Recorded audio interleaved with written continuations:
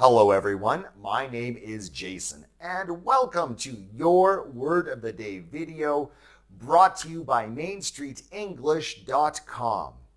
In today's Word of the Day video, we are going to learn about and use the word notion. Notion.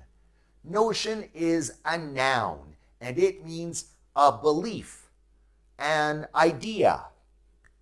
Let's use notion in a few sentences.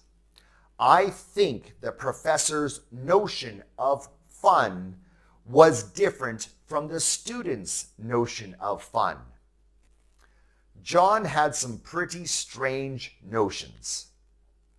She had a vague notion about what happened. Try to use the word notion in your everyday English conversations.